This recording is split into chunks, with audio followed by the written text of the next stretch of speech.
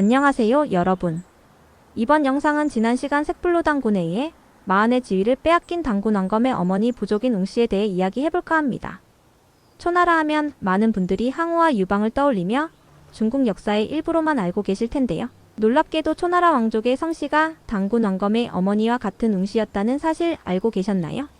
그리고 초나라의 시조인 웅씨 왕조는 단순히 중국의 제후국이 아니라 고조선 부여 맥족 계열과 깊은 연관이 있을 가능성이 높습니다.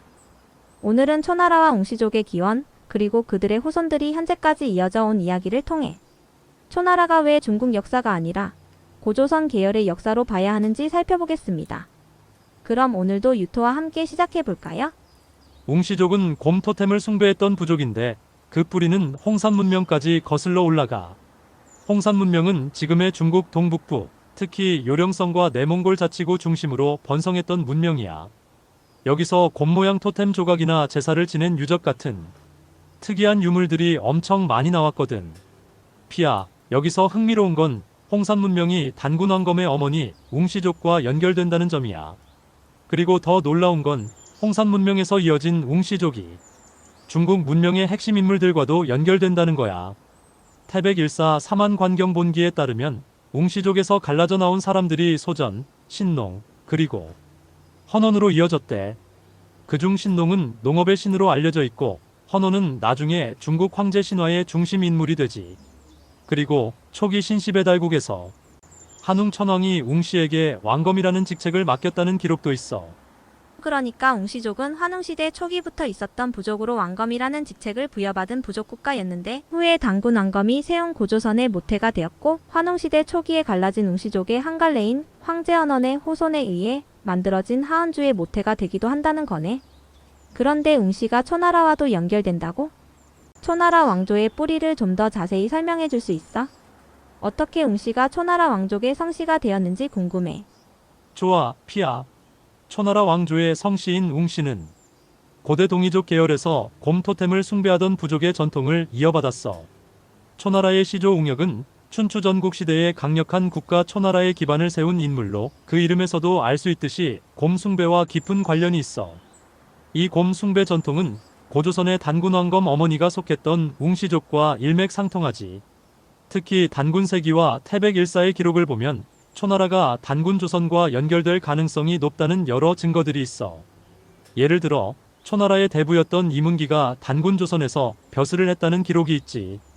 또한 초나라의 사상가로 알려진 노자에 대한 기록이 있어. 와, 진짜 흥미롭다.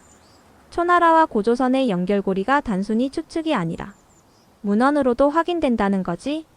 맞아. 뿐만 아니라 초나라 왕족인 웅씨의 기원은 한웅 천왕 시대에 갈려나간 웅씨족과 관련이 있어. 태백일사 사만관경본기에는 웅씨가 한웅 천왕의 직책을 부여받았고 후에 일부가 신농, 헌원 계열로 갈라져 나갔다는 기록이 있거든. 황제 헌원은 나중에 치우 천왕과 맞서 싸우며 동이족과 등을 지게 되었지만 초나라는 여전히 동이족의 전통을 계승하고 있었던 것으로 보여. 근데 유토 초나라가 주나라의 제후국으로 기록된 건 어떻게 봐야 할까? 그게 초나라를 중국 역사로 보는 근거가 되지는 않아?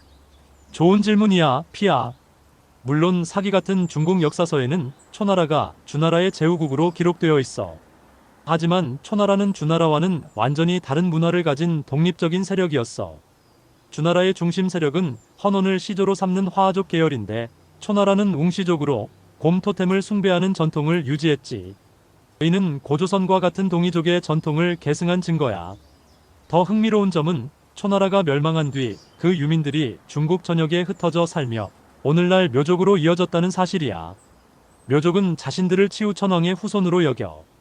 이는 중국의 시조로 여겨지는 황제 헌원이 아니라 고조선 계열의 동이족과 연관이 있다는 강력한 증거지. 그럼 초나라가 진나라에 멸망한 이후 초나라 유민들은 어떻게 되었을까? 초나라는 기원전 223년에 진나라에 의해 멸망했어. 이후 초나라 유민들은 산악지역으로 흩어져 생존을 이어갔는데 이들이 바로 오늘날의 묘족이야. 묘족은 초나라의 전통과 동이족의 문화적 흔적을 간직하고 있어. 더 흥미로운 점은 묘족이 오늘날까지도 자신들을 치우 천왕의 후손이라고 주장한다는 거야. 이건 단순한 문화적 전승이 아니라 초나라가 동이족 계열임을 입증하는 중요한 단서가 될 수 있어. 초나라 멸망 이후 등장한 인물들 중에서도 특히 항우와 유방은 초나라와 어떤 관련이 있을까? 항우와 유방 모두 초나라 출신이야. 항우는 초나라 귀족 출신으로 초나라의 부흥을 꿈꾸며 진나라와 싸웠어. 반면 유방은 초나라 평민 출신으로 진나라 멸망 이후 혼란을 틈타 세력을 키우며 한나라를 세웠지. 유방이 치우천왕의 제사를 지냈다는 건 정말 흥미로운 부분이야. 치우천왕은 동이족 전통에서 전쟁의 신으로 추앙받았고 초나라와 동이족의 상징 같은 존재였잖아. 유방이 치우천왕에게 제사를 올린 건 자신이 그 전통을 계승하고 있다는 걸 보여준 거라고 볼 수 있어. 진나라가 멸망하고 혼란스러웠던 시기, 유방은 초나라의 민심을 얻기 위해 자신이 초나라와 동이족 전통의 계승자라는 이미지를 내세웠을 가능성이 커. 치우천왕의 전사적 상징성을 통해 한나라의 정통성을 강화하려 했던 거지. 결국 유방이 치우천왕을 기린 건 초나라가 주나라의 제후국이 아니라 동이족, 고조선, 그리고 초나라가 한 뿌리라는 걸 암시하는 상징적인 행위라고 볼 수 있겠지. 오늘은 초나라 홍씨 왕조가 왜 중국 역사가 아니라 고조선의 역사로 볼 수 있는지에 대해 이야기해봤습니다.